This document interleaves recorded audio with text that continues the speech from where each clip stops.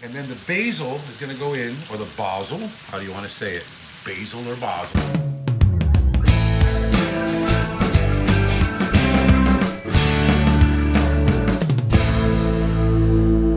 So I'm Ric Orlando, and we're going to give you a simple cooking demo tonight. We're going to make 3 different pastas, and we're going to start with the same sauce for all 3. We're going to make a classic Southern Italian or Sicilian pasta called pasta alla norma, named after Norma from Bellini's great opera. We're going to make one of my originals called the big mushroom pasta that uses goat cheese and rosemary. And then we're going to make a distinctly American pasta, which is going to be shrimp with a little lime and jalapeno and some other goodies. We're going to cook 3 types of pasta. 1 will be gluten-free. So let's get to work because I got a lot to do right now. So the first thing we're going to do is we're going to start some sauce. Now, I know I grew up in an Italian house. People spend days and hours and weeks making meat sauce. But we're going to make a basic filetto di pomodoro. The name marinara actually has nothing to do with seafood, but it was because the sailors brought the tomatoes from this. They said they came from the sea, so they called it marinara. What we're going to do, I've got over medium-high heat. I have some extra virgin olive oil, and we're going to add to this some diced onions, and we're going to add a little garlic. Now, for those of you who struggle with peeling garlic, have you ever seen the rubber hose? Whoever has the patent on this, they're doing well. Check this out. Put your garlic in this. These are available at most cookware stores. You can find them all around. And you roll your garlic, and you take it out. And I cracked that one, but it's basically peeled. So let me turn this down a bit. So when I do my garlic, I always take the bran end off because that can get stuck in your teeth. And I look to see if it has a big green growth growing in it. And this one's not green, but it's white. And that's kind of indigestible. So if you take that out, see that? That's where the garlic will keep growing from. Pull that out. That way the garlic's not going to upset you. Now instead of mincing the garlic, I'm slicing it in pieces that you can see because that way you want to eat it, you eat it. You don't want to eat it, you know got to eat it. You can move it aside if you're a person who doesn't like to eat the actual garlic. So let's take a spoon here. Now, when I'm cooking my onions and garlic, season them a 2-finger pinch of salt. We talked about this in our earlier classes. It helps bring the flavors out. We're getting a little color here. So now, a lot of people would add sugar to their sauce, but we're going to add tomato paste, or as they say in Italy, extract of tomato. All right, so tomato paste has got a lot of natural sugars, and when you get it in there really good, and give it a little time to fry, it's going to add a natural sweetness to your sauce. You never want to add tomato paste to a boiling pot of sauce. You want to add it to your vegetables. Look at that. See what we have here? Can you get a good shot of that? We're frying it in. We're getting you can smell the sugars. It smells like almost like tomato caramel there. So let's cook that in there. Turn this burner down a bit more. Now, the only thing we're going to add to this is a can of tomatoes. These are cento, which I like, and they're non-GMO, which is good. And then I'm going to sneak over to the sink and grab a little water and swish out my can, partly because I'm cheap, but partly because a little water helps give the sauce a little medium to cook a bit. So this sauce, in about 10 or 15 minutes, will be complete. Will be ready to use to finish everyday pastas. You can also do this with diced tomatoes in a can, or the whole tomatoes and squish them through your fingers. I happen to get the puree today because I want this to be cooked down. Now, I mean, not cooked down, I want this to be smooth. Let's see. I mean, to me, it's almost already delicious. So we're gonna let this cook. So, now, for our next trick, I'm gonna show you how to pre-cook pasta. This is real restaurant stuff. As you see, I have behind me cassereschi, which is this cool little Sicilian cut that we're going to use today for our pasta norma. I have spaghetti that we're going to use for our shrimp. Now, the secret to pre-cooking pasta is you don't rinse it. You drain it, but you don't rinse it. So let me show you quickly. And hold on a second, what am I looking for? This, because I know this is hot. So this water is at a rolling boil. So we're going to cook our pappardelle, which is going with our mushroom sauce right here.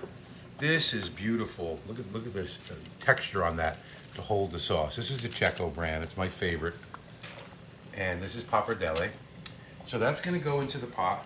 And this cooks pretty darn quickly, probably about 5 or 6 minutes. But the secret of this, of course, is that we want to cook it sort of al dente, but not so al dente that it breaks up, and then finish it in the pan with the pasta. So that's cooking. Our sauce is plumping away here. We've got a nice little base. Don't forget, this is going to be pan cooked right afterwards. So now let's prep our vegetables. Pause. All right, so the first pasta we're going to make is our beautiful mushroom and rosemary sauce with goat cheese. So what we want to do, our sauce is just about there. It's been cooking for a few minutes. Our pasta is close. Let me take a check on it and see how it looks.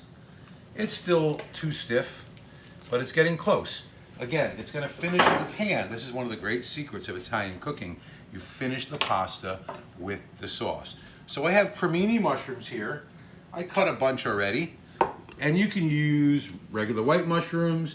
I like to use a mix sometimes of shiitakes and portobellos and oyster mushrooms.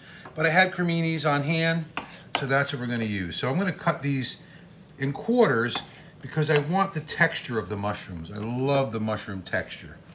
Okay, 2. And so this pasta finishes with rosemary, which is from the garden. So good and so therapeutic. I'm going to take a bunch of this and I'm going to give it a quick mince against the grain, just like this. Let me get that little piece. Quick mince against the grain. Save that right to the edge of our board. It's going to be waiting right there. Okay, so our sauce is ready to be a finishing sauce. Could you cook it longer? Sure. But we're going to put it right here and let it rest. This is going to be the mother for our sauces. Okay? So now let's grab a skillet for the mushroom sauce. I think we're going to use this medium one here. So now what we want to do is we're going to cook these mushrooms in a little olive oil mixed with a little bit of grapeseed oil.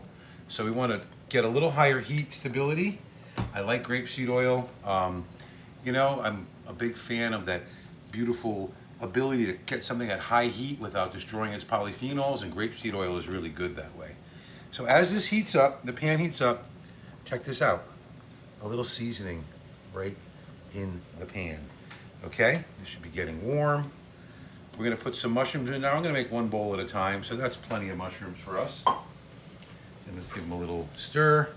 One more little seasoning, and then we're going to hit with black pepper because mushrooms love black pepper. Okay. Now while that's going, let's check our pappardelle here. Now you see, if you take a close look, they're still a little chalky. They're not quite there, but they're close. So I'd say in another minute, by the time these mushrooms get going, that'll be ready to be strained. And then I'll show you my trick. We want to get nice little saute on the mushrooms. We don't want them to be raw in the middle. But we're also going to finish these with some wine. So I'm going to use some really good, high quality cooking port here. But you want to use a sweet wine for this, not a dry wine. Port is good, Madeira is good, sherry's good, or Marsala. Any kind of wine that is fortified is going to help bring the flavor of the mushrooms to that meaty place that we want, okay?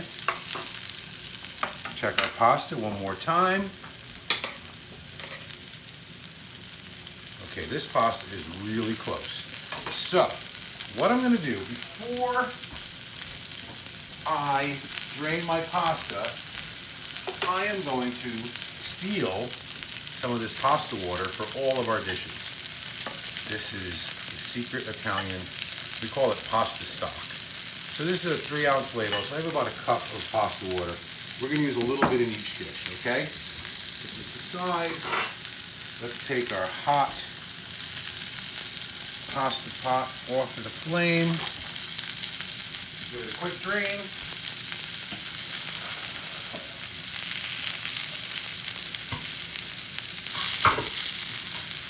turn the burner off and put it right back in there. All right, so that's going to be sitting right there. Now look at my mushrooms. They're shiny. They're ready. They're beautiful. They're starting to get caramelized. So now we're going to get dangerous. We're going to add a little bit of port. Now port has, hold on, pause. We're going to use some port. Now port has higher alcohol because it's fortified. So take your pan away from the burner. Add your port wine. Let it steam. Steaming gets rid of alcohol as much as flaming.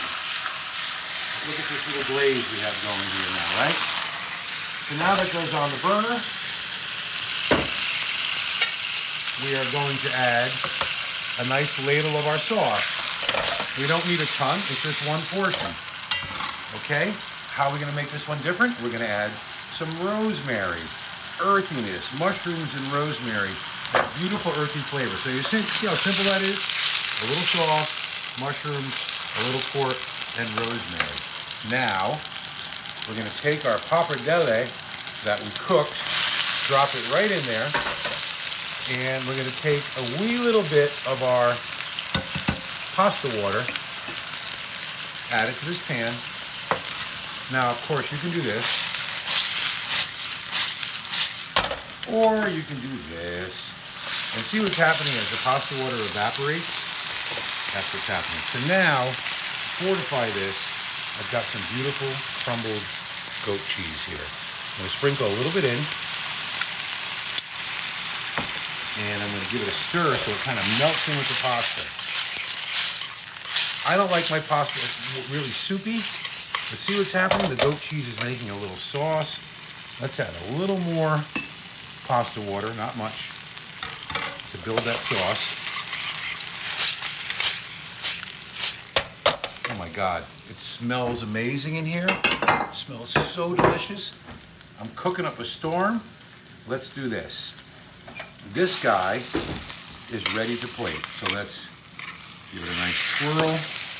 Pull it into the center, as we should, so it has some nice height. All right, straighten it out. And then the last touch for this, going to be a little more of this beautiful goat cheese on top. So there you have a delicious mushroom, rosemary, goat cheese pasta, like that. 10 minutes in, one pasta done. How's that? Let's grab another pan, shall we? Okay, now we're going to make pasta alla norma, classic Sicilian. Going to use a little mix of grapeseed and olive oil again. This is going to help to stabilize, and we need a fair amount because we're going to cook some eggplant in here. Okay, so let's get this up nice and hot. So this is diced eggplant that's been peeled, okay? I don't like the skin in this pasta. I put a little salt on it. Now I'm squeezing the water out. So I'm going to put this in the pan, and we're going to give it a nice little cooking. A little salt. Boom, boom, boom, boom, boom. Let that come to life. We can get rid of this right now. We're done with this. And we want our eggplant to get a nice sizzle going and get it to be nice like little pillows. So while you were looking the other way, I cooked some. And I just want to show you how it's supposed to look.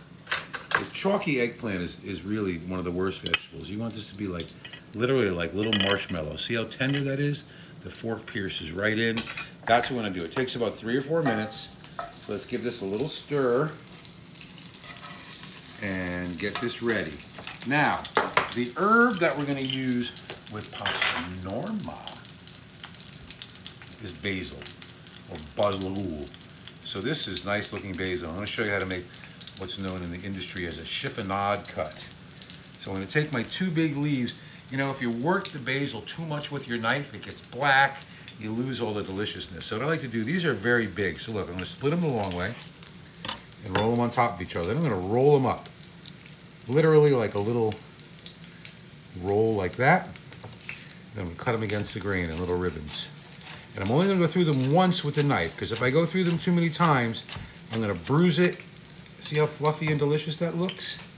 Let's check our eggplant. We want to get some color, get some deliciousness. Good. They're getting creamy and rich. Nice. Pasta alla Norma from Catania, when the opera was released, they created this dish in 1861, and the way they are in Italy, it's made the same way every time. So this dish will be finished with something called ricotta salata. Now we all have different types of grated cheese that we use: Parmesan, Parmigiana, Parmesan. I'm kind of hardcore about this. I like Pecorino Romano, which is sheep's milk. I like Grana Padano or Reggiano Parmigiana from Parma, which is cow's milk. This is ricotta salata. This is salted ricotta. So this is kind of like feta, but not brined. But it's got a similar kind of salty taste to it, and really delicious to finish a pasta, especially with something like eggplant, which leans a little bland, right? Eggplant doesn't have a ton of flavor. It picks up all the flavors around it, similar to mushrooms. And you see what's happening now? We're getting nice little brown pillows of eggplant here, which is what we really want to see.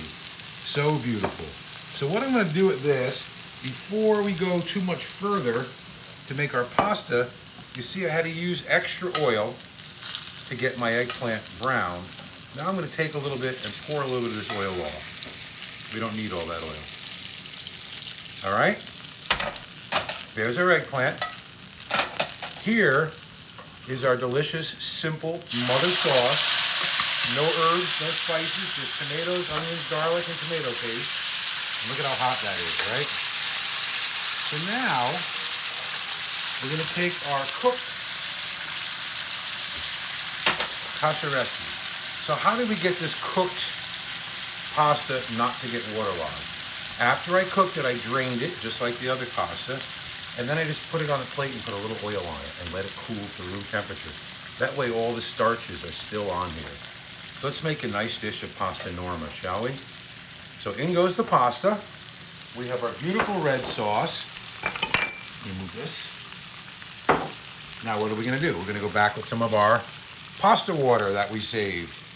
Listen, if you don't have pasta water, you can always just use water with a little salt in it. And so see what's happening? Now the pasta is going to taste like it was cooked a la minute, or to the minute, because it's never been rinsed. The water, the starches are all still here on the pasta. And now we're going to cook until the water evaporates, okay? And as that water evaporates, the pasta tightens up, and you get a beautiful, real Italian-style dish of pasta. I think we're going to red bowl for this one. Remove the goat cheese. And then the basil is going to go in, or the basil, how do you want to say it? Basil or basil. It's going to go in at the end, after the heat is turned off. Fresh basil loses its flavor really quickly. Dry basil is not something that I ever cook with. I just have no use for dry basil. There are certain dried herbs. Oregano is great dry. Thyme is great dry. Even rosemary is okay dry. Basil, parsley, cilantro, I have no use for them. Anyway, observe closely. You see what happened? The water evaporated, but was there just enough to make the pasta nice and hot. So now, in goes the basil, right at the last minute. Stir it through, beautiful. You get a little bit in every bite, what you want. Some people put it on the top, but then most people will pick it up and move it out of the way, as opposed to eating it. This way, I'm making you eat it. Pasta norma, coming right up. A Sicilian classic. Another 10 minutes, another pasta dish. All right, let's just clean that plate up a little bit, and then I will show you the finishing touch is the ricotta salata. Now, again, if you don't have ricotta salata, use whatever cheese you like. This happens to be the traditional way. It's very beautiful. It's adding salt to the dish, which is relatively mild. Ah, look at that. How's that look? Lizzie, are you hungry? Thumbs up from the camera person. All right, next dish, a bigger pan. We're gonna go kind of American, kind of Mexican. Gonna get a really cool vibe. We're gonna make one of my favorite dishes, which is the beautiful shrimp and jalapeno pasta with fresh tomatoes and a little bit of our sauce. So let's talk about one thing that's really important. Chili peppers. Okay, these are really good for you. They're really good for your blood pressure. They're really good for your digestion. One of the great myths is that chilies give you bad indigestion. It's just the opposite. They actually help you to digest. The problem is often when you're eating chilies, you're eating them with nachos or other things that are just going to make you feel crappy anyway. But the other myth I want to dispel is that the heat from the chili peppers comes from the seeds, which is incorrect. The heat from the chili pepper comes from the ribs. The ribs happen to be stuck to the seeds, so the seeds pick up the flavor. So one of the things I like to do when I'm using a chili in a sauce, now I could mince this really small, it's going to permeate the whole dish. So what I'm going to do instead is I'm going to cut nice big obvious pieces. The further you get to the top, the hotter the pepper is going to be, because the density of the ribs gets much thicker. The bottom, one of the great tricks you can do is take a bite off the bottom. So yeah, it's not hot, you try it, and then they get the hotter bite. So you can always do that to your obnoxious kids. Okay, extra virgin olive oil into the pan. We're going to put our chilies right in, and we're going to put a couple of slices of garlic. Nice nutty slices, just like this. This is one of our favorite dishes at home in the summer, at any time of year. A little pinch of salt. I have here some smaller, these are Gulf shrimp. I'm not a really big fan of the Asian shrimp. I mean, they're okay, but they're farm raised and they don't really have a lot of flavor, where these are nice and nutty and delicious, just like me. So look, garlic's getting color. That's what we want. In go the shrimp. Okay, one more little pinch of salt. That's it. You see I'm using like a tiny bit of salt and getting a ton of flavor.